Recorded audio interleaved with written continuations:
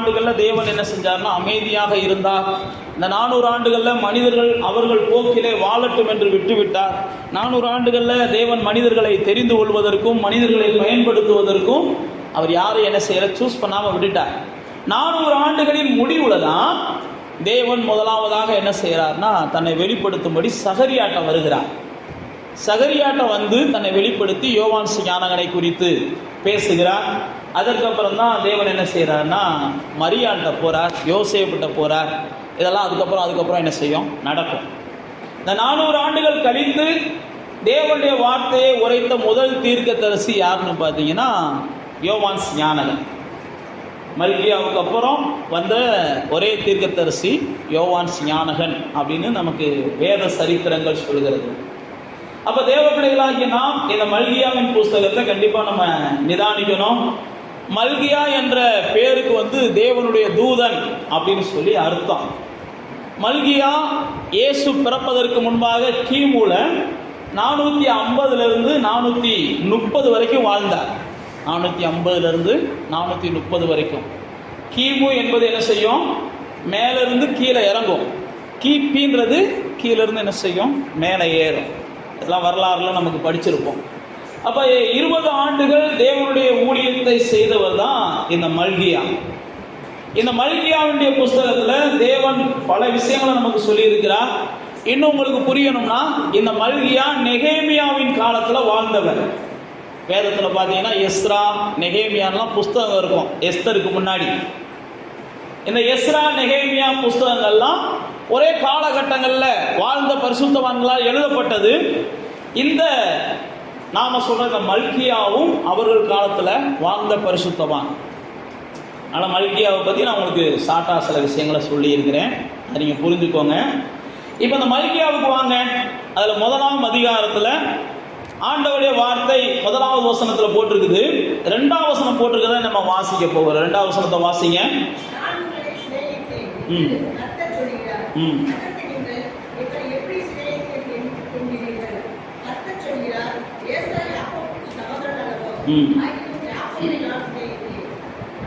பாருங்க, ஆண்டவர் இந்த மல்கியாவை வைத்து ஆரம்பிக்கும் போது முதல் வார்த்தையிலே என்ன செய்யறாருன்னா, நான் உங்களை என்ன செஞ்சேன், சிநேகித்தேன். சிநேகிக்கிறேன் கிடையாது, சிநேகித்தேன் அப்படின்னா என்ன அர்த்தம்னா, இப்போ நான் உங்களை சிநேகிக்கலை அப்படின்னு அர்த்தம். நான் உங்களை சிநேகித்தேன், ஆனால் நீங்கள் என்ன செய்யலை, அந்த சிநேகத்தை நீங்கள் அப்பமாக என்ன ஆரம்பிச்சிட்டீங்க. நான் உங்களை சிநேகித்தேன், அதை நீங்கள் அசட்டை பண்ண ஆரம்பிச்சிட்டீங்க. நான் உங்களை சிநேகித்தேன், நீங்கள் என்ன செஞ்சிட்டீங்க, என்னை காயப்படுத்த ஆரம்பிச்சிட்டீங்கன்னா நீங்கள் மல்கியா புஸ்தகத்தை வாட்சி பார்த்தீங்கன்னா தெரியும். நான் உங்களை சிநேகித்தேன், நீங்கள் என்னை வருத்தப்படுத்த ஆரம்பிச்சிட்டீங்க. நான் உங்களை சிநேகித்தேன், நீங்கள் என்னை வஞ்சிக்க ஆரம்பிச்சிட்டீங்க. இதெல்லாம் மல்கியா புஸ்தகத்தில் அடுத்தடுத்து ஆண்டவர் பேசுவார். ஆனால் இந்த ஜனங்கள் பாருங்க, சொன்ன உடனே அடுத்த நிமிஷமே கேட்குறாங்க, எங்களை எப்படி சிநேகித்தீர் அப்படின்னு ஆண்டவர்கிட்ட அவங்க கேள்வி கேட்குறாங்க. இந்த மல்கியா புஸ்தகம் இப்படி தான் இருக்கும், ஒரு உரையாடல் மாதிரி இருக்கும். நீங்கள் மல்கியா புஸ்தகத்தை வாசிங்கன்னா 4 அதிகாரம் தான். அது வாசிக்கும் போது ரொம்ப ஸ்வீட்டாக இருக்கும். ஆண்டவரும் தேவனும் மனுஷனும் அழகாக பேசுறது மாதிரி ஆவியானவர் வடிவமைச்சிருப்பார். இங்கே ஆண்டவருடைய வார்த்தை அங்கே போட்டிருக்கு, நான் உங்களை சிநேகித்தேன். அப்போ எப்படி சிநேகிச்சிங்கன்னு கேட்ட உடனே இங்கே அவர் சொல்கிறாரு, இந்த மாதிரி பாருங்க, ஏசாவையும் பாருங்க, யாக்கோபையும் பாருங்க. அவங்க 2 பேரும் யாரு, அண்ணன் தம்பி. ஏசாவும் யாக்கோபு யாரு, 2 பேரும் ஒரே தகப்பனுக்கும் ஒரே தாய்க்கும் பிறந்தவங்க. ஆனால் ஆண்டவர் சொல்றாரு, நான் ஏசாவை சிநேகிக்கலை, யாக்கோபை நான் என்ன செஞ்சேன், சிநேகிச்சேன். நீங்க வேதத்தில் வாசிச்சு பார்த்தீங்கன்னா யாக்கோபை காட்டிலும் ஏசா கெட்டிக்காரன். நீங்க வேதத்தை வாசிச்சு பார்த்தீங்கன்னா யாக்கோபை காட்டிலும் ஏசா வீரம் உள்ளவன். யாக்கோபை காட்டிலும் ஏசாவை குறித்து போட்டிருக்கு வல்லவன். யாக்கோபை காட்டிலும் ஏசா நினைச்ச காரியத்தை சாதிக்கிறவன். யாக்கோபை காட்டிலும் ஏசா அவங்க தகப்பனுடைய இருதயத்தை கவர்ந்தவன். அவங்க தகப்பன் வந்து ஏசாவை என்ன செய்வார், ஆசீர்வதிக்க விரும்புவார். ஏன், இவன் ஆசீர்வாதமா இருந்தா இவன் தம்பியை காப்பாத்திக்கிறான் அவங்க தகப்பனுடைய எண்ணம். ஏன்னா தம்பி வந்து என்ன செய்யறான், வீட்டுக்குள்ளேயே கிடக்கிறான், அவனுக்கு வெளி உலகமே தெரியல. அவன் ஆசீர்வாதமா இருந்தா அவனுடைய ஆசீர்வாதத்தை மற்றவங்க எடுத்துட்டு போயிடுவாங்க. ஆனா ஏசா ஆசீர்வாதமா இருந்தா அது அவங்களுடைய தகப்பனுடைய எண்ணம், அவங்க தகப்பனுடைய எண்ணம். ஆனா தேவன் பாருங்க, மனுஷன் இவன் லாயக்கற்றவன்னு நினைச்சான்னா அவனைத்தான் அவர் என்ன செய்யறார், ரொம்ப கேர் எடுக்கிறார், நேசிக்கிறார். இவனால பிரயோஜனம் இல்லைன்னு மனிதர்கள் நினைக்கும் போது தேவன் என்ன செய்யறாருன்னா அந்த மனுஷனை தான் தனக்கு பிரியமானவனாக அவர் அங்கீகரிக்கிறார். அப்போ தேவ பிள்ளைகளாகி நீங்களும் நானும் ஒன்றை புரிந்து கொள்ளணும். நாமெல்லாம் இந்த இடத்துல வந்திருக்கிறதுக்கு பிரதானமான காரணம், இந்த உலகத்தில் மற்றவர்கள் நம்மளை என்ன செஞ்சாங்கன்னா இவங்கெல்லாம் நீடித்த நாட்கள் வாழ மாட்டாங்க அப்படின்னு பேசின சத்தம் கர்த்தருக்கு கேட்டிருக்கோம். இவங்கெல்லாம் குடும்ப வாழ்க்கை வாழ மாட்டாங்க அப்படின்னு அவங்க பேசின சத்தம் கர்த்தருக்கு கேட்டிருக்கோம். இல்லை இவங்கெல்லாம் கஷ்டப்படுவாங்க, ஏதோ ஒன்று மனிதர்கள் நம்மளை என்ன செஞ்சுருப்பாங்க, அற்பமாக பேசியிருப்பாங்க. அப்படி பேசுனதுனால தான் ஆண்டவர் நம்மளை தான் கொண்டு வந்து என்ன செய்கிறார், பேன் காற்றுல உட்கார வச்சு அவரை ஆராதிக்க வச்சிருக்கிறார். பாருங்க, நாங்கள்லாம் பெரிய ஆளுகள்னு பேசுகிறவங்கெல்லாம் வெயிலில் நின்று கர்த்தரை ஆராதிச்சுக்கிருக்காங்க, அவங்க கர்த்தரை. ஆனால் நானும் நீங்களும் அப்படி கிடையாது. வாய்ப்பு இருந்துச்சுன்னா வருகிற நாட்டில் ஏசியில் நின்று நம்ம கர்த்தரை என்ன செய்ய போகிறோம், ஆராதிக்க போகிறோம். ஏன் நான் உங்களுக்கு சொல்லுகிறேன்னா, மனிதர்கள் பார்க்குற விதம் வேற, தேவன் பார்க்குற விதம் வேற. அதனால தான் ஏசாயா சொல்லும்போது சொல்றாரு, உன்னுடைய யோசனைகள் என்னுடைய யோசனைகள் அல்ல. வானத்துக்கு பூமிக்கு எவ்வளவு தூரம் உயரம் இருக்குதோ அதே மாதிரி தான் மனுஷனுடைய சிந்தைக்கும் தேவனுடைய சிந்தைக்கும் முரண்பாடுகள் இருக்கிறது. இப்போ ஏசாவை குறித்து பைபிளில் போட்டதுக்கு, ஏசா தான் ஒரு தகுதியான மனுஷன், குடும்பத்தில் இருக்கிற எல்லாரும் அவனை தெரிந்து கொண்டாங்க. ஆனால் தேவனோ யாரை தெரிந்து கொண்டார், யாக்கோபை தெரிந்து கொண்டார். அதனால தான் இங்கே வேதம் சொல்லுகிறது, நான் யாக்கோபை சிநேகித்தேன். அதைத்தான் ஆண்டவர் சொல்றார், நான் அவங்களை என்ன செய்கிறேன், சிநேகித்தேன். எத்தனையோ பேர் இருக்கலாம் பூமியில், தேவனால் படைக்கப்பட்ட எத்தனையோ வம்சங்கள் இருக்கலாம் பூமியில். ஆனால் தேவன் என்ன செஞ்சார்னா ஆபிரகாமை ஸ்பெசிஃபிக்காக தேர்ந்து அவனை தேடி போய் தூக்குறார். எத்தனையோ பேர் இருந்தாங்க, ஆனால் ஆபிரகாமை ஸ்பெசிஃபிக்காக போய் தேடி போய் தூக்குறார். நம்ம எல்லாருக்குமே தெரியும், ஆண்டவர் ஆபிரகாமை தூக்கும் போது ஆபிரகாம் குழந்தையற்றவனாக இருந்தான். ஆபிரகாம் ஒரு நிந்தை மிகுந்தவனாக இருந்தான். ஆண்டவர் ஆபிரகாமை சந்திக்கும் போது அவனுக்கு 75 வயதுகள். 75 வயதுல எல்லா நம்பிக்கையும் இழந்தவனாக இருந்தான். ஆண்டவர் அப்பதான் அவனை என்ன செஞ்சார், சந்திச்சார். நீங்க வேதத்தில் வாசிச்சு பார்த்தீங்கன்னா ஆபிரகாமை ஆண்டவர் தன்னுடைய சிநேகிதன் என்று சொல்லுவார். யாக்கோபுல சொல்லும் போது சரி, பல புஸ்தகத்தில் அந்த வார்த்தை போட்டிருக்கும், என்னுடைய சிநேகிதனாகிய ஆபிரகாம் அப்படின்னு சொல்லுவார். அப்போ தேவ பிள்ளைகளே, முதல்ல நீங்கள் நல்லா தெரிந்து கொள்ளும், கர்த்தர் நம்மளை சிநேகிக்கிறார். ஆனால் கர்த்தர் யாரெல்லாம் சிநேகிக்கிறாரோ அவர்களுக்கெல்லாம் உயர்ந்த வாழ்க்கையை கொடுக்குறார். எந்த மனுஷனை கர்த்தர் சிநேகித்தாலும் அவனுக்கு உயர்ந்த வாழ்க்கையை அவர் நிச்சயம் கொடுப்பார். நீங்கள் வேதத்தில் வாசிச்சு பாருங்க, கர்த்தர் யாரெல்லாம் நேசிச்சாரோ, யாரெல்லாம் தேடி போனாரோ, யாரெல்லாம் கர்த்தர் தொட்டாரோ, யாருடைய கருத்தையெல்லாம் கர்த்தர் பிடித்தாரோ, அவங்கெல்லாம் நாளுக்கு நாள் உயர்கிறவர்களாக இருந்தாங்க, நாளுக்கு நாள் வளருகிறவர்களாக இருந்தாங்க, நாளுக்கு நாள் இந்த பூமியில் ஆசீர்வாதமாக இருந்தாங்க. இந்த இஸ்ரவேல் ஜனத்தை தேவன் தெரிந்து கொள்ளும் போது, அந்த ஜனங்களுக்கு பைபிளில் போட்டிருக்கு, அவங்களுக்கு ஒரு அடி நிலம் கூட இல்லாத போது தேவன் அவர்களை என்ன செஞ்சார், தெரிந்து கொண்டார். ஒரு அடி நிலம் கூட இல்லாத போது அந்த ஜனத்தை தெரிந்து கொண்டு அவர்களை நேசித்ததுனால தேவன் அவர்களுக்கு ஒரு தேசத்தை என்ன செஞ்சார்னா வாக்களித்தார். அப்ப தேவ பிள்ளைகளாகிய நானும் நீங்களும் தேவன் நம்மை தெரிந்து கொள்ளும் போது, அதனால தான் பவுல் சொல்லும் போது சொல்றாரு, தேவன் நம்மை தெரிந்து கொண்ட விதத்தை பாருங்க. 1 கொரிந்தியர் வாங்க 1ஆம் அதிகாரத்துக்கு வந்தீங்கன்னா தெரியும். தேவன் நம்மளை தெரிந்து கொண்ட விதத்தை பாருங்க.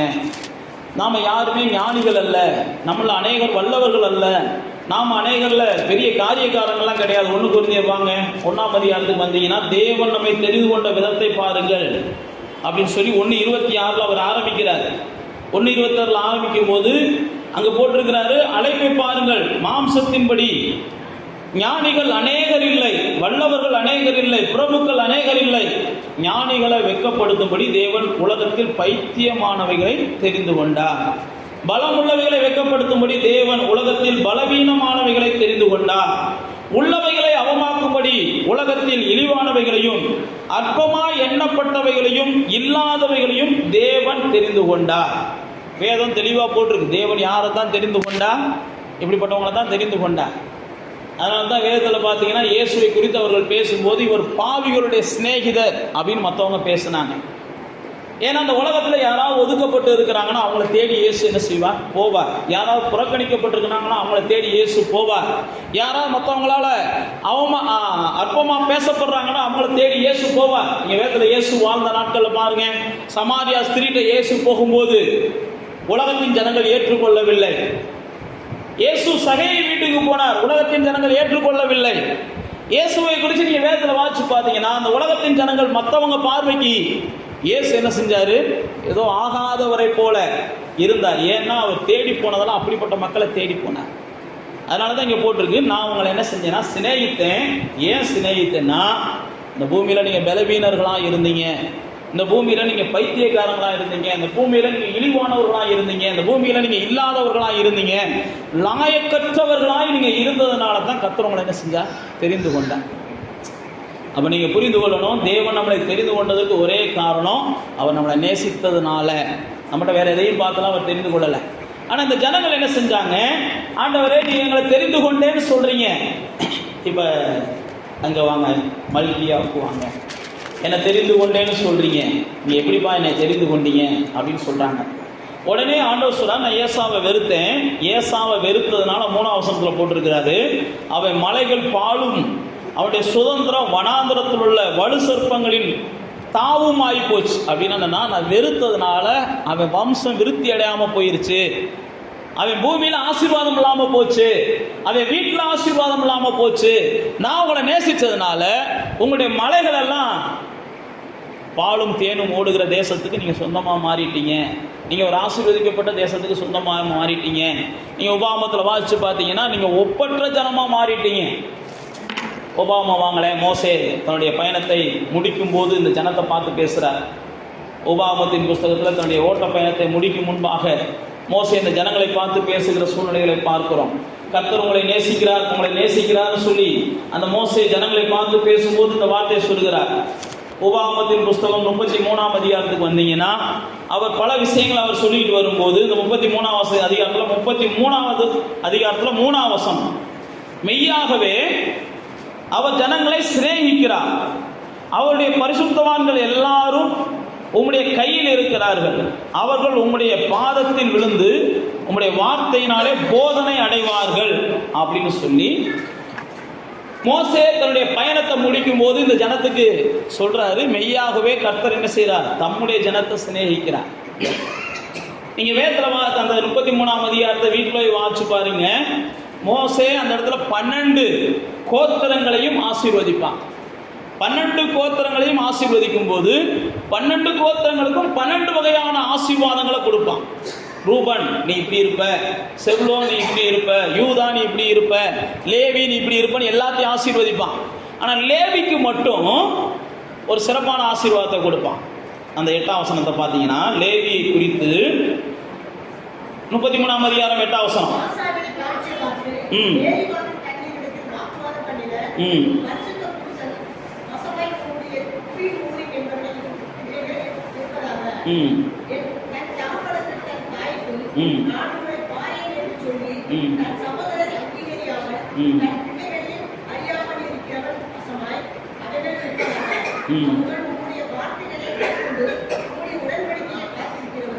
பாருங்க, நீங்க வீட்டில் போய் வாசிச்சுக்கோங்க. இது புரியுதான்னு உங்களுக்கு தெரியல, நான் இந்த சம்பவத்தை உங்களுக்கு சொல்லுகிறேன்.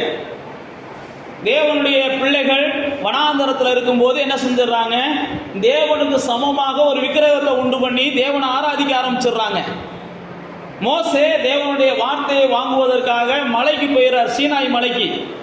அப்ப சீனாய் மலையிலே மோசே இருக்கும்போது இந்த ஜனங்கள்லாம் என்ன செஞ்சிடறாங்க அப்படின்னா, மோசே வருவதற்கு முன்பாக ஒரு கண்ணுக்குட்டியை உருவாக்கி அதை தெய்வமாக்கிடுறாங்க.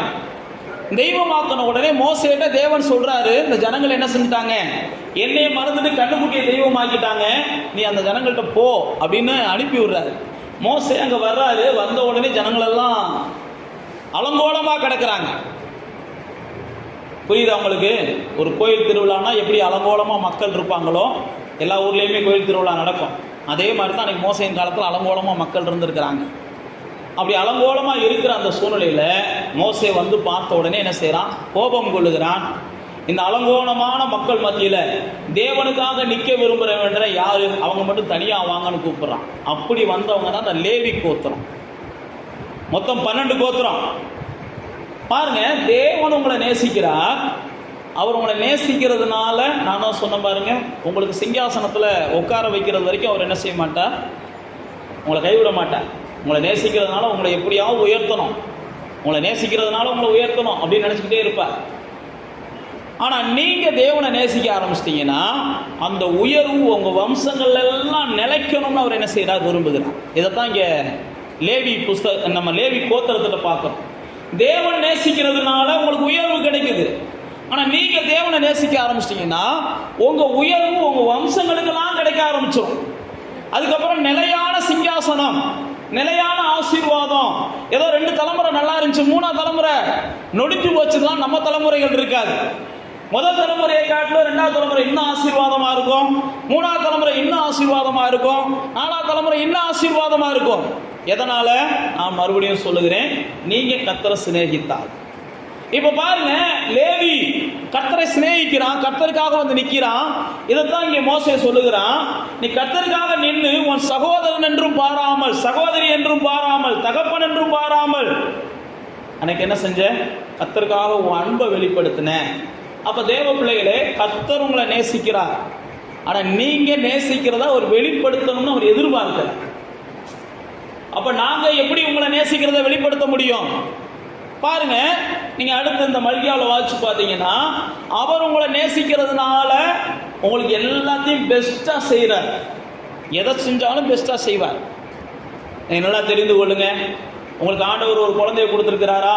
ஆண்டவர் என்னை நேசிக்கிறதுனால என் குழந்தை உண்மைக்கு என் வம்சத்தில் பெஸ்ட்டான குழந்தையா இருக்கும். என் ஊரில் 2வது, என் வம்சத்தில் என்ன செய்யும்?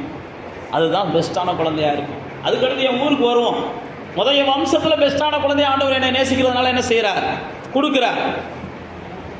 அடுத்து நான் உங்களுக்கு சொல்ற பாருங்க, என்னை நேசிக்கிறதுனால வம்சத்திலேயே பெஸ்டான கணவனை கொடுப்பார். என்ன கர்த்தர் நேசிக்கிறதுனால வம்சத்திலேயே பெஸ்டான மனைவியை கொடுப்பார். என்ன கர்த்தர் நேசிக்கிறதுனால என் வம்சத்திலேயே பெஸ்டான ஒரு குடும்ப வாழ்க்கையை எனக்கு கொடுப்பார். இதெல்லாம் வந்து நீங்க என்ன செய்யணும்? அவர் நேசிக்கிறதுனால எனக்கு கிடைக்குது அப்படின்னு முதல்ல நம்பணும். இது அப்படியே உங்க பிள்ளைகளுக்கு வரணும். அப்படின்னா நீங்க என்ன செய்யணும்? அவரை நேசிக்கணும். நான் தான் உங்களுக்கு சொல்றேன் பாருங்க, கர்த்தர் உங்களை நேசிக்கிறதுனால பைபிளில் போட்டு பூமியில் இருக்கிற எல்லா ஜனங்களை காட்டிலும் என் ஜனத்தை நான் என்ன செய்கிறேன்? சிறந்திருக்கும்படி வைக்கிறேன். ஏன்னா அந்த ஜனத்தை நான் நேசிக்கிறேன். அவர்கள் எங்கே போனாலும் சிறந்திருப்பார்கள். நீங்க தானியேலை வாசிச்சு பாருங்க, யோசேப்பை வாசிச்சு பாருங்க. அவர்கள் எங்கே போனாலும் அவர்கள் மேல தேவப்பிரசன்னம் இருக்கிறத மற்றவங்க பார்ப்பாங்க. அவங்க எங்கே போனாலும் அவர்கள் தேவனுடையவர்கள் என்று சொல்லி மற்றவங்க கனம் பண்ண ஆரம்பிப்பாங்க. அப்ப தேவ பிள்ளைகளே, தேவன் உங்களை நேசிக்கிறபடினால நீங்க எந்த இடத்துல இருந்தாலும் உங்களுக்கு ஒரு மரியாதை கிடைக்கணும்னு கர்த்தர் என்ன செய்யறாருன்னா காரியங்களை செய்வார். உங்களுக்கான மரியாதை கிடைக்கிறதுக்கு கர்த்தர் காரியத்தை செய்வார். இப்ப பாருங்க, இப்படிப்பட்ட கர்த்தர் இந்த மல்கியாவுக்கு வாங்க, இதெல்லாம் செய்கிற கர்த்தர் உங்கள்கிட்ட என்ன செய்யறாருன்னா சில விஷயங்கள் அங்கே எதிர்பார்க்குறேன். நான் மதிக்கிறேனப்பா, நீ என்னை மதிக்கிறையான்ற மாதிரிலாம் அடுத்தடுத்து மல்கியா புஸ்தகத்தில் ஆண்டவர் அந்த ஜனங்களோடு கூட பேச ஆரம்பிப்பார். என்னை ஏன் கனம் பண்ண மாட்டேன்றீங்க அப்படின்னு பேசுவார். என்னை ஏன் மதிக்க மாட்டேன்றீங்க அப்படின்னு ஆண்டவர் பேசுகிறத பார்ப்போம். அப்படி 6ஆம் வசனத்துக்கு வாங்க. 1ஆம் அதிகாரம் 6ஆம் வசனம்.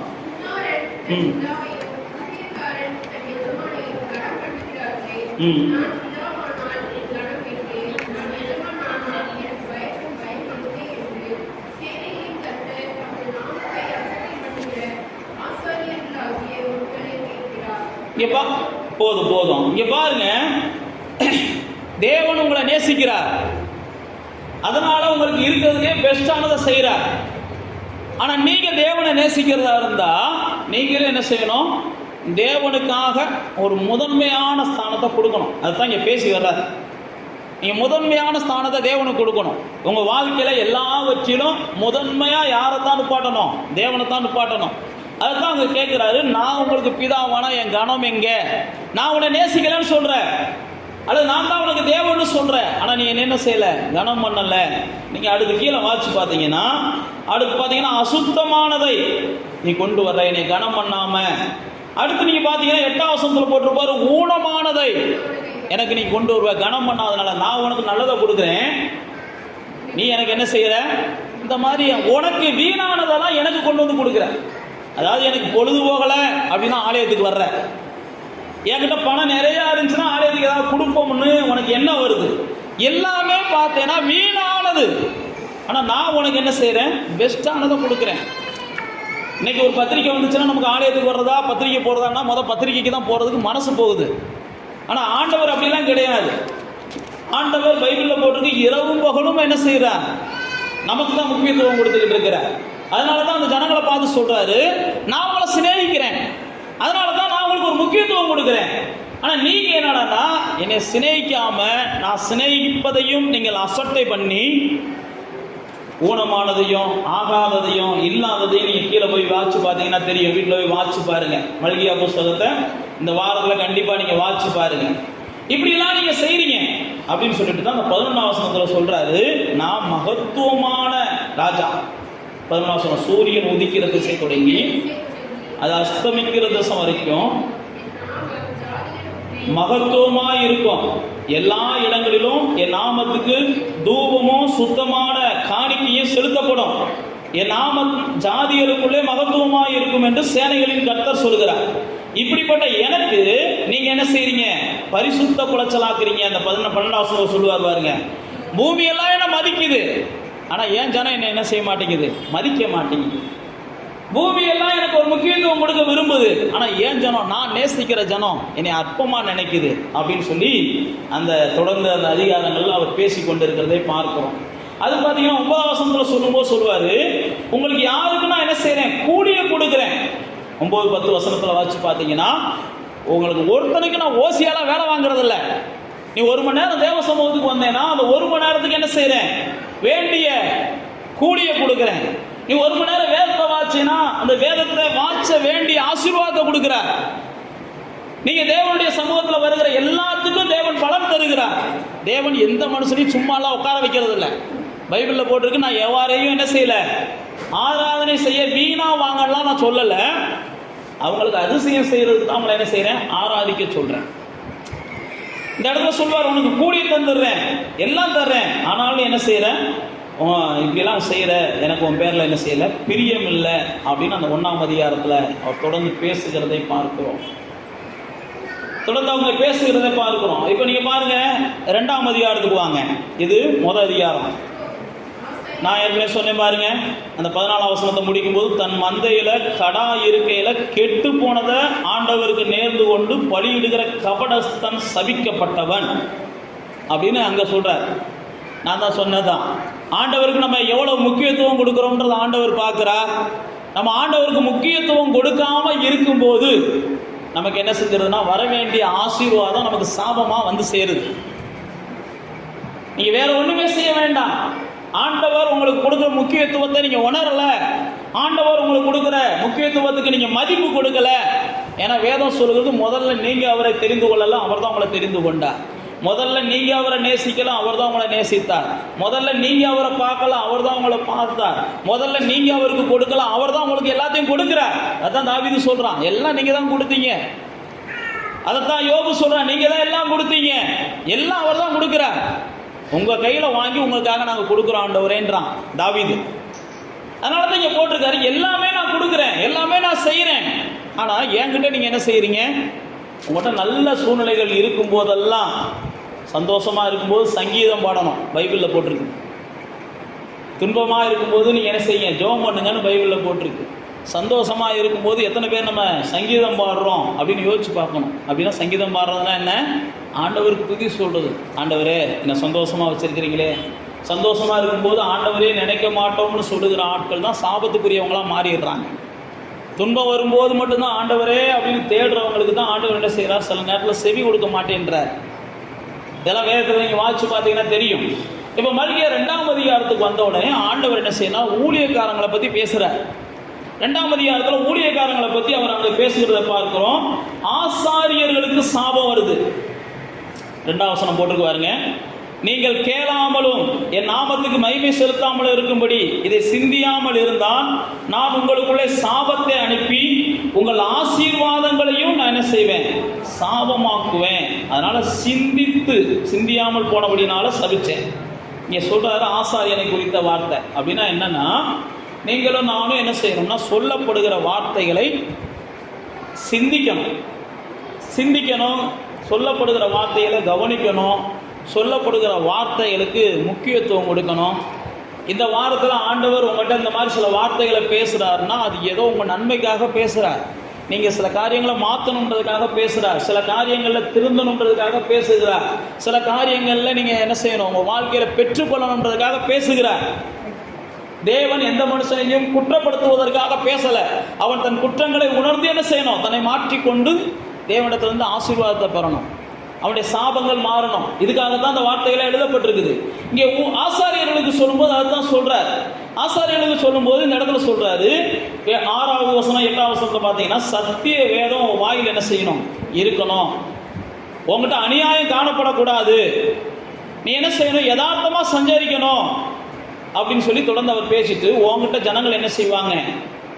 உன்னுடைய உதடுகள்ல இருந்து 7வது வசனம் போட்டிருக்காருங்க, அறிவை காக்க வேண்டும், வேதத்தை அவன் வாயிலே தேடுவார்கள் அப்படின்னு போட்டிருக்கு. அப்போ தேவ பிள்ளைகளாகிய நீங்களும் நானும் வசனத்தை பேசுகிறவங்களா இருக்கணும். வசனத்தை கேட்குறவங்களா மட்டும் இல்லை, வசனத்தை என்ன செய்யணும்? பேசணும். ஏன்னா வெளிப்படுத்தின விசேஷத்தில் போட்டிருக்குது, நாம் எல்லாம் 1ஆம் அதிகாரத்தில் நாம் எல்லாம் இயேசுவின் ரத்தத்தினாலே மீட்கப்பட்டு கழுவப்பட்டு 6ஆம் வசனம் போட்டிருக்குது, நாம் எல்லாம் தேவனுக்கு முன்பாக ராஜாக்களும் ஆசாரியர்களுமாக என்ன செஞ்சுருக்கிறோம்னா மாறி இருக்கிறோம், மாற்றப்பட்டு இருக்கிறோம். ஆசாரியர்கள் அப்படின்னா வேதத்தை கேட்கிறவங்க, வேதத்தை என்ன செய்யணும்? பேசணும். வேதத்தை கேட்கிறவங்க வேதத்தின்படி செய்யணும். வேதத்தை கேட்டுட்டு வேதத்தின்படி செய்யலைனாலும், வேதத்தை கேட்டுட்டு வேதத்தை பேசலைனாலும் நமக்கு கிடைக்க வேண்டிய ஆசீர்வாதம் நமக்கு கிடைக்காது. இதைத்தான் இந்த மல்கியா மூலமாக ஆவியானவர் நமக்கு எழுதி வச்சிருக்கிறார். அப்போ 6ஆவதுலேருந்து 8வது வசனத்தில் வரைக்கும் வாட்சி பார்த்தீங்கன்னா, அந்த 9வது வசனத்தில் சொல்லும்போது சொல்றாரு பாருங்க, நீங்கள் என் வழியை கை கொள்ளாமல் வேதத்தை குறித்து பட்சபாதம் பண்ணினபடினால் நானும் உங்களை எல்லா ஜனத்துக்கு முன்பாக அற்பரும் நீசனுமாக்கினேன். 9வது வசனம் புரியுதா? நீங்க என் வசனத்தை கை கொள்ள மாட்டேன்றீங்க, என் வேதத்தை பேச மாட்டேன்றீங்க, உங்க வாயிலிருந்து வேதமே என்ன செய்ய மாட்டேங்குது? வர மாட்டேங்குது. அதனால நான் என்ன செய்யறேன்? உங்களை அப்பனும் நீசரும் சபிக்கப்பட்ட மனிதர்களுமாக இந்த பூமியில வாழ விடுறேன். நான் உங்களை நேசிக்கிறேன், ஆனா நீங்க என்ன செய்ய மாட்டேன்றீங்க? என்னை நேசிக்கவும் மாட்டேன்றீங்க, என் வார்த்தைக்கு செவி கொடுக்கவும் மாட்டேன்றீங்க அப்படின்னு சொல்லி ஆண்டவர் அங்கே பேசுகிறதை பார்க்கிறோம். அடுத்து பாருங்க, இந்த 10வது 11வது 12வது வசனங்கள்ல வாசிச்சு பார்த்தீங்கன்னா, அங்க ஆண்டவர் என்ன செய்யறாருன்னா, ஒரு மனுஷனை நான் உருவாக்கினேன், அந்த மனுஷன் என்ன செஞ்சான்னா தன்னுடைய மனைவிக்கு துரோகம் பண்ணக்கூடாது, தன் கணவனுக்கு துரோகம் பண்ணக்கூடாதுன்ற வார்த்தையை அங்க ஆண்டவர் என்ன செய்யறார்? எழுப்புகிறார். நல்லா தெரிந்து கொள்ளுங்க, கிறிஸ்தவர்களாகிய நாம், தேவனை பின்பற்றுகிற நாம், கணவன் ஒருபோதும் மனைவியை தவிர மற்ற பெண்ணை தொடக்கூடாது. மனைவி கணவனை தவிர மற்ற பொண்ணை என்ன செய்யக்கூடாது. ஆமாம், பைபிள் நமக்கு சொல்லுது. இதெல்லாம் தேவன் அருவருக்கிற காரியம். கல்யாணம் முடிஞ்சாச்சுன்னா அதுக்கப்புறம் எந்த காரணத்தை கொண்டும் மற்ற ஆணை சிந்திப்பதும், எந்த காரணத்தை கொண்டும் மற்ற பெண்ணை சிந்திப்பதும் முழுக்க முழுக்க முழுக்க கர்த்தரின் பார்வையில் அது என்ன செய்யுது? அருவருப்பானது. இதைத்தான் நீங்கள் மல்கியாவில் வாசிச்சு பார்த்தீங்கன்னா நான் சொன்ன அந்த வசனங்கள்ல அருவருப்பான காரியம். அந்த 11வது வசனம் சொல்றாரு பாருங்க, யூதா தன் சகோதரருக்கு துரோகம் பண்ணினான், இஸ்ரவேலிலும் எருசலேமிலும் அருவருப்பான காரியம் செய்யப்பட்டது அப்படின்னு சொல்லி தொடர்ந்து ஒரு பல விஷயத்தை சொல்லிட்டு வருவார். சொல்லிட்டு வந்துட்டு தான் நீங்கள் வீட்டில் போய் வாசிச்சுக்கோங்க, நான் இப்படிப்பட்டதெல்லாம் என்ன செய்கிறேன்? அருவருக்கிறேன். 14ஆம் வசனத்தில் சொல்வார், கர்த்தர் உனக்கும் உன் இளவயதின் மனைவிக்கும் சாட்சியாக இருக்கிறார், உன் தோழியும் உன் உடன்படிக்கையும் மனைவியுமாகிய அவளுக்கு நீ துரோகம் பண்ணினாயே அப்படின்னு சொல்றார். அப்ப தேவ பிள்ளைகளே, தேவனுடைய ஆசீர்வாதம், தேவனுடைய சிநேகம், தேவனுடைய கிருபை நம்ம மேல பெருகணும் அப்படின்னா கல்யாணமானவங்க குறிப்பா என்ன செய்யணும்? கவனமா இருக்கணும். கல்யாணமானவங்க குறிப்பா கரப்படாம இருக்கணும். கல்யாணமானவங்க குறிப்பா என்ன செய்யணும்? இந்த விஷயங்கள்ல ரொம்ப எச்சரிக்கையா இருக்கணும். கல்யாணமாகாதவங்க 2வது கதை. அவங்க இனிமேல் தான் இன்னொருத்தவங்கள கட்ட போகிறாங்க. அது வரைக்கும் இந்த புருஷன் நமக்கு செட் ஆவானா அல்லது இந்த பொண்ணு நமக்கு செட் ஆவானா அவங்களுக்குள்ள யோசிக்கிறதுக்கு அனுமதி இருக்குது. கல்யாணத்துக்கு அப்புறம் அந்த யோசிப்பதற்கு ஆணுக்கு அனுமதி இல்லை, பெண்ணுக்கு அனுமதி இல்லை. கர்த்தர் கொடுத்திருக்கிறா கணவனுக்காக சோத்திரம், கர்த்தர் கொடுத்துருக்கிற மனைவிக்காக சோத்திரம்னு கண்ணை இறுக்கிக்கிட்டே என்ன செஞ்சிடணும்? போயிடணும். நீங்கள் யோபுவை வாட்சி பார்த்தீங்கன்னா யோபு அப்படி தான் சொல்லுவார், என் கண்ணை நான் என்ன செஞ்சுருக்கிறேன்? உடன்படிக்கை பண்ணியிருக்கிறேன், எந்த பொண்ணையும் பார்க்கக்கூடாதுன்னு சொல்லி யோபு சொல்லுவார்.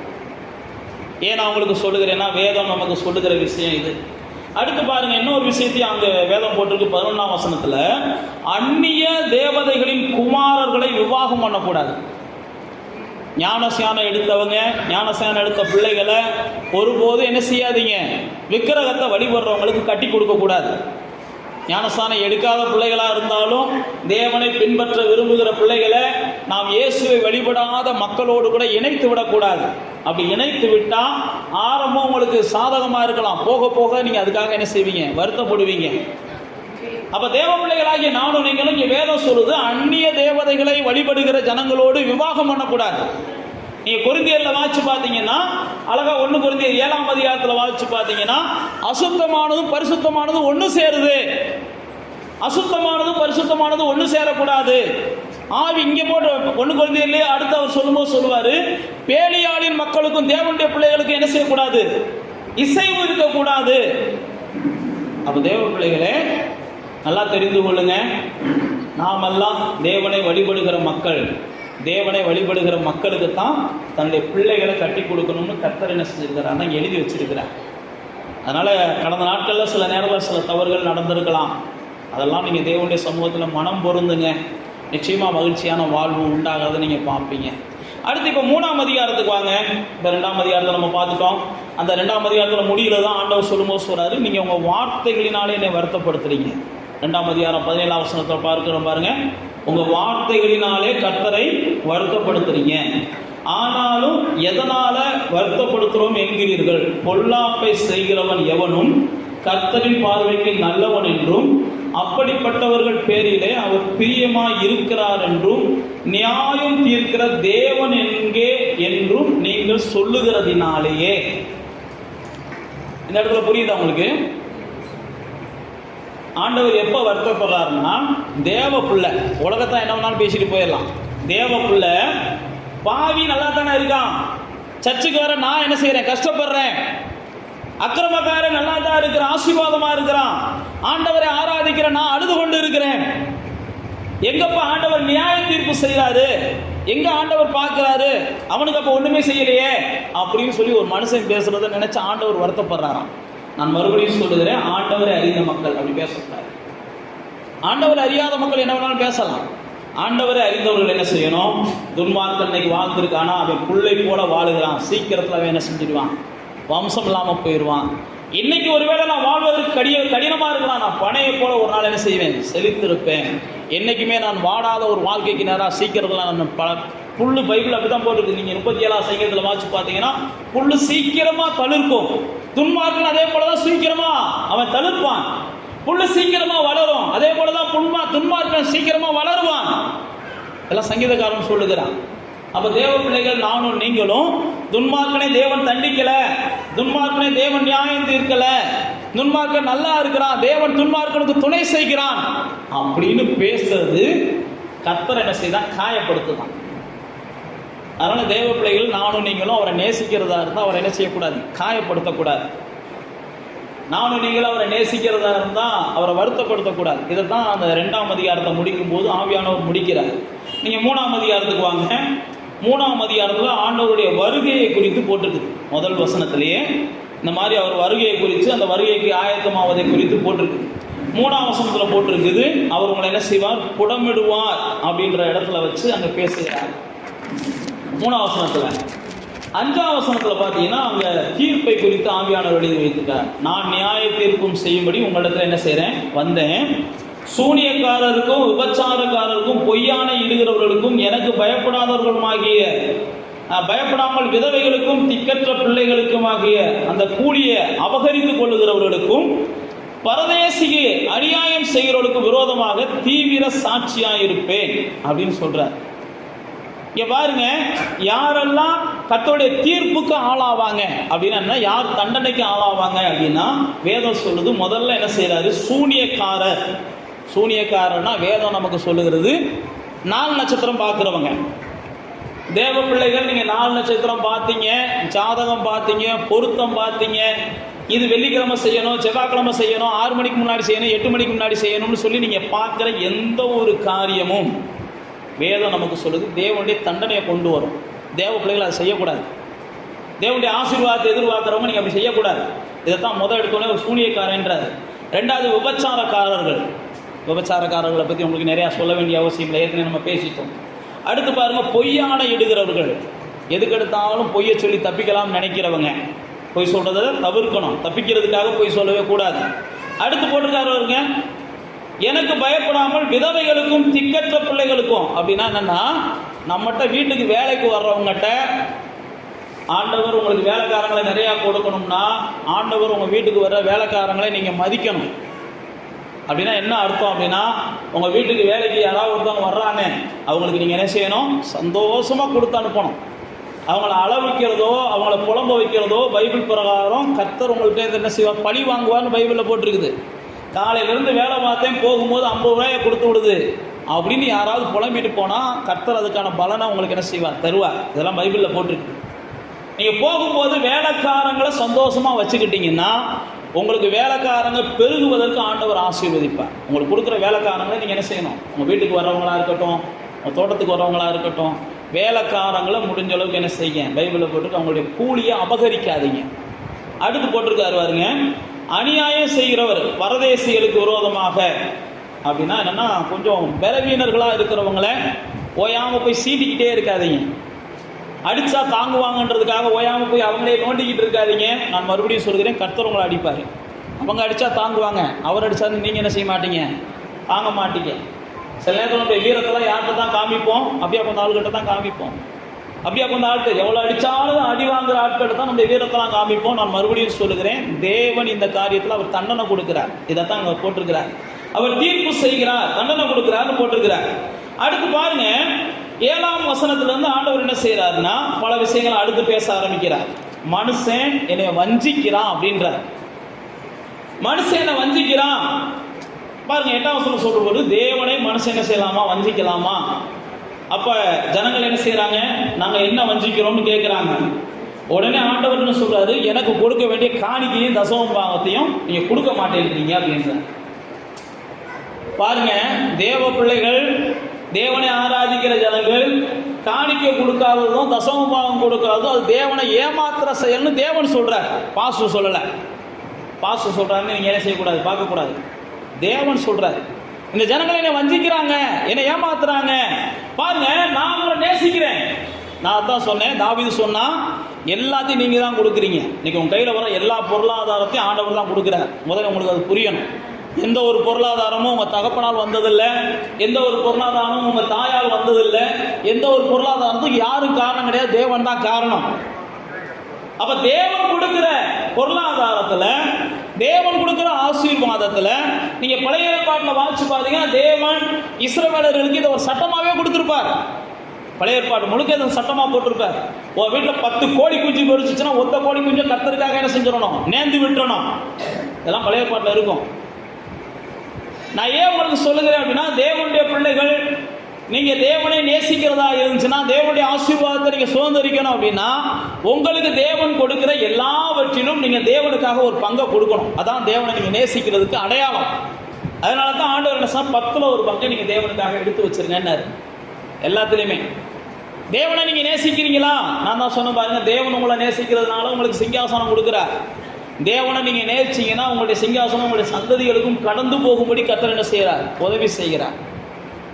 பாருங்க, எகிப்து தேசத்துல ஒரு ராஜா ஒரு கட்டளை போடுறாரு, பிறக்கிற எல்லா ஆண் பிள்ளைகளையும் என்ன செஞ்சிருங்க, கொன்றுங்கன்னு கட்டளை போடுறாரு. படிச்சிருக்கீங்களா?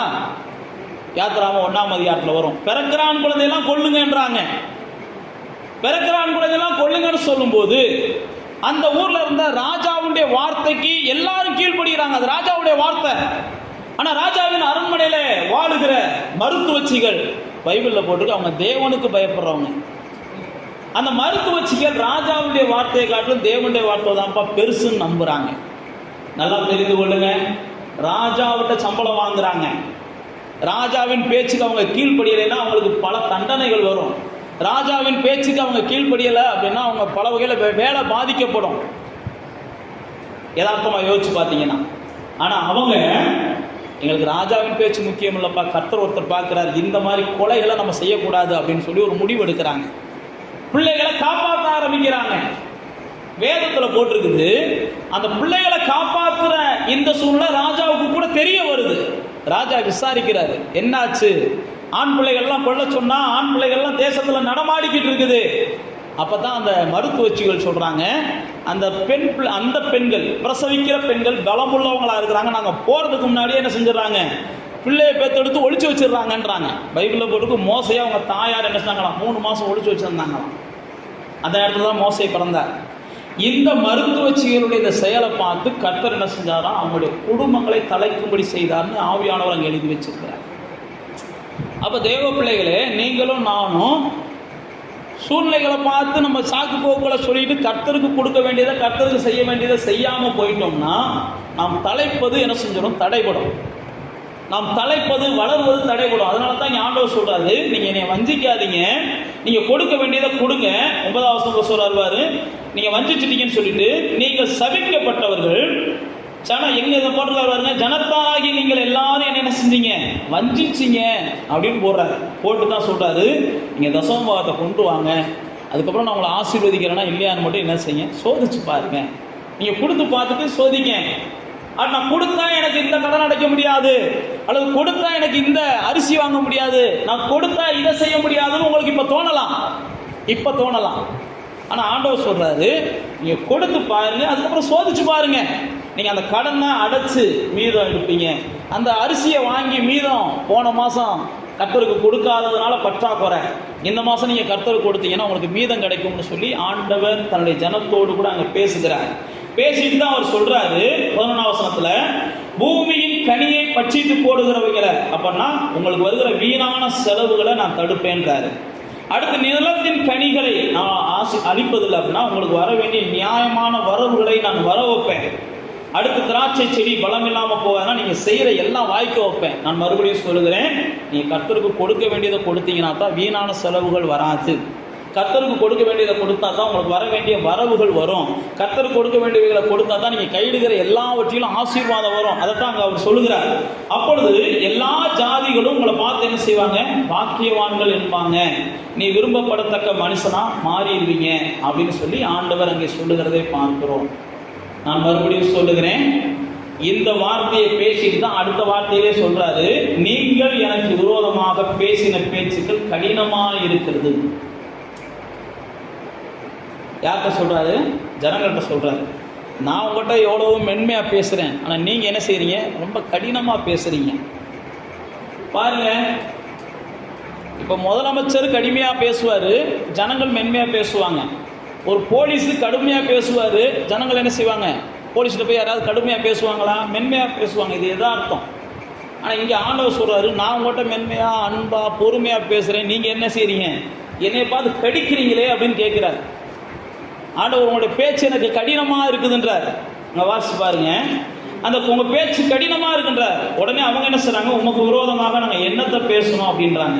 உடனே அவங்க ஆண்டவர் சொல்கிறாரு, தேவனை சேவிப்பது விருதா, அவருடைய கட்டளைகளை கைக்கொள்கிறதுனாலையும் அவருக்கு முன்பாக துக்கித்து நடக்கிறதுனால எங்களுக்கு என்ன பிரயோஜனம்? இப்போது அகங்காரிகளை பாக்கியவான்கள் என்கிறோம், தீமை செய்கிறவர்கள் திடப்படுகிறார்கள், அவர்கள் தேவனை பரீட்சை பார்த்தாலும் விடுவிக்கப்படுகிறார்களே அப்படின்னு நீங்க சொல்றீங்க அப்படின்னு ஆண்டவர் நம்ம சொல்றார். அப்படின்னா என்ன அர்த்தம்னா, கர்த்தருடைய வார்த்தைகளுக்கெல்லாம் கீழ்ப்படுகிறதுனால எங்களுக்கு என்ன கிடைக்க போகுது, கர்த்தருடைய கட்டளைகளை எல்லாம் கை கொண்டதுனால எங்களுக்கு என்ன கிடைக்க போகுது, அதனால என்ன செய்வோம், கொஞ்சம் கொஞ்சம் கொஞ்சம் கொஞ்சம் அப்படின்னு சொல்லி நீங்களாம் நினைக்கிறது ரொம்ப கடினமான வார்த்தை அப்படின்றாரு. அடுத்து மாத்திரமல்ல, அடுத்து அவங்க சொல்றாரு, அகங்காரிகளை பாக்கியவான்கள் என்கிறோம். அப்படின்னா என்ன செஞ்சிடறோம், பொல்லாதவர்களை பார்த்தா நம்ம என்ன செஞ்சிடறோம், கொஞ்சம் அனுசரித்து போயிடுறோம். தேவன்ட்டு அனுசரித்து போக மாட்டேன்றோம், கெட்டவங்கிட்ட என்ன செஞ்சிடறோம், அனுசரித்து போயிடுறோம். ஏன்னா அவனால் ஏதாவது தீங்கு வந்துருமோன்னு நினைக்கிறோம். தேவனால் நமக்கு தீங்கு வராது அப்படின்னு நம்ம நினைக்கிறோம். தேவன் நம்மளை விட்டுட்டு விலகிட்டார்னா, சங்கீதக்காரன் சொல்கிறான், இமை பொழுது என்ன நீங்கள் மறந்தீங்கன்னா நாங்கள் கலங்கினவனாக போயிடுவேன்றான். கொஞ்சம் இமை பொழுது உங்களுடைய முகத்தை மறைச்சிங்கன்னா நான் கலங்கி போயிடுவேன்றான். அப்போ தேவ பிள்ளைகளே, தேவன் நம்மோடு இருக்கிறது வரைக்கும், தேவன் நம்மை நினைக்கிறது வரைக்கும், தேவன் நம்மை ஆசீர்வதிக்கிறது வரைக்கும் தான் இந்த மேன்மை. தேவன் நம்மளை நினைக்கல, தேவன் நம்மளை விட்டு விலகிட்டாரு அப்படின்னா நாம இருக்கிறதையெல்லாம் எப்பயோ என்ன செஞ்சிருப்போம், பிசாசிடம் இழந்திருப்போம். அதனால தான் இங்க சொல்றாரு, இப்படிப்பட்ட கடினமான வார்த்தைகளை பேசாதீங்க. அடுத்து 16ஆம் வசனத்தில் சொல்றாரு, நீங்க பேசுற ஒவ்வொரு வார்த்தையும் புஸ்தகத்தில் எழுதப்படுகிறது. நீங்க பேசுகிற எல்லா வார்த்தையும் புஸ்தகத்தில் எழுதப்படுகிறது. அதனால தான் இயேசு சொல்லும்போது சொன்னாரு, நீங்க என்ன செய்யாதீங்க, வீணான வார்த்தைகளை பேசாதீங்க, அது உங்களை நியாய தீர்ப்புக்கு கொண்டு போய் என்ன செய்யும், நிறுத்தும்.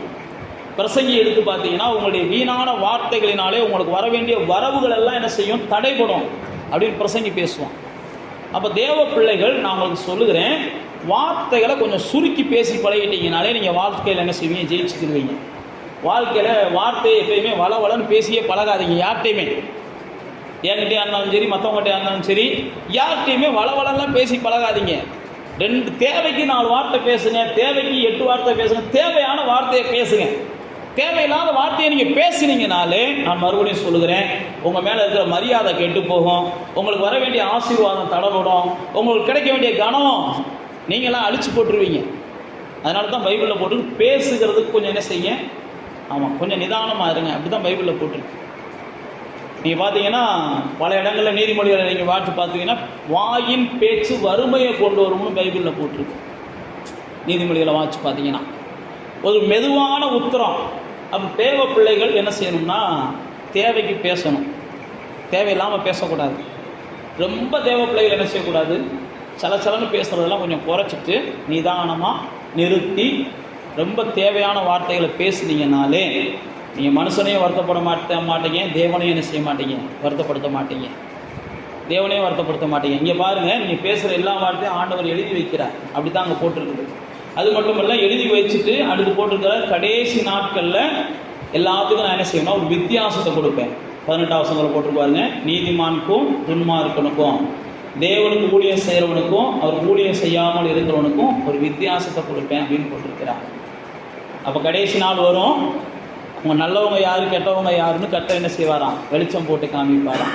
இப்போ கடைசி அதிகாரத்தை நம்ம பேசி முடிக்க போகிறோம். கடைசி அதிகாரத்தில் ஆவியானவர் என்ன எழுதி வைத்திருக்கிறார்னா, துன்மார்க்கனுடைய வேரும் கருகும். அதுதான் முதல் வசனத்தில் சொல்கிறார். துன்மார்க்கன் மட்டுமல்ல, தேவனை தேடாதவர்களுடைய வேரும் கருகி போகும் அப்படின்றத முதல் வசனத்தில் சொல்கிறார். 2ஆம் வசனத்தில் என்ன சொல்கிறாருன்னா, அவருக்கு காத்திருக்கிறவங்க கொழுத்த கன்றுகளை போல் அவங்க என்ன செய்வாங்க, வளருவாங்க அப்படின்றார்.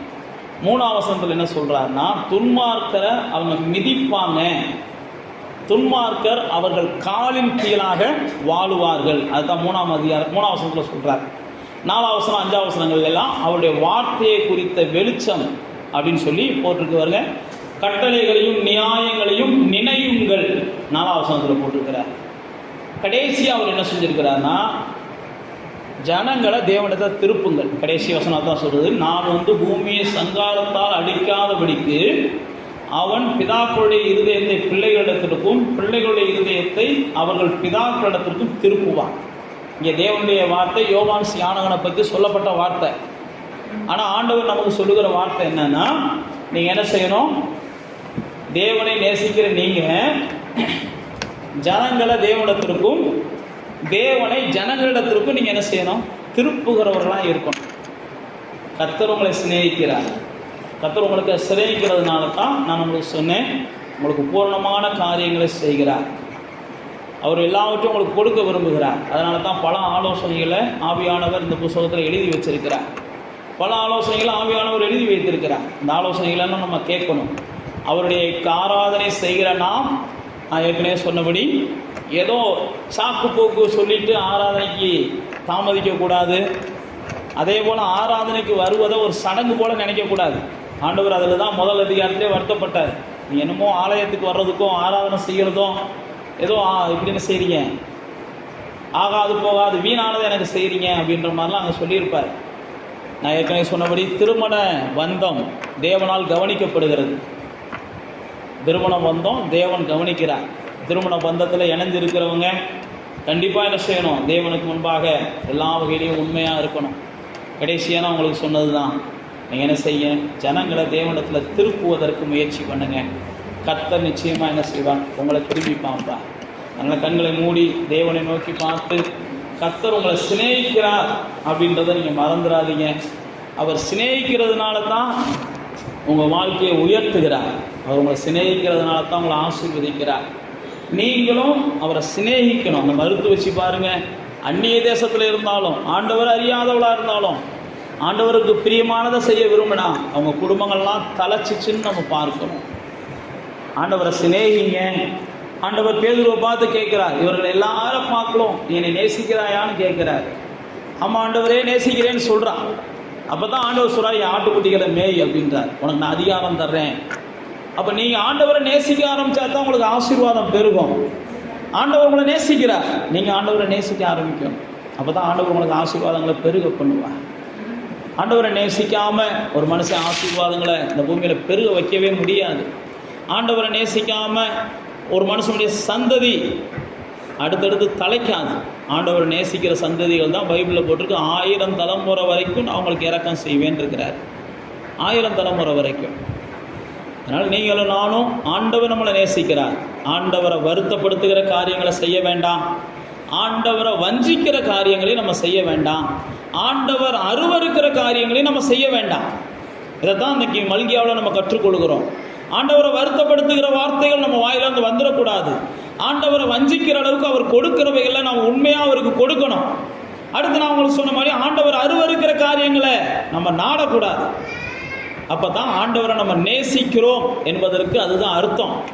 அப்போ தான் ஆண்டவர் நமக்கு சிங்காசனத்தையும் நம்முடைய குடும்பங்களை ராஜ வம்சங்களாகவும் அல்லது நம்முடைய குடும்பங்களில் இளவரசர்களையும் இளவரசிகளையும் கர்த்தர் ஏற்படுத்துவார். நீ நேசிக்காமல் நடக்காது. ஆண்டவர் தன்னுடைய நேசத்தை உங்களுக்கு வெளிப்படுத்துகிறார். அந்த நேசத்துக்கு திரும்ப நீங்கள் என்ன செய்யுங்க?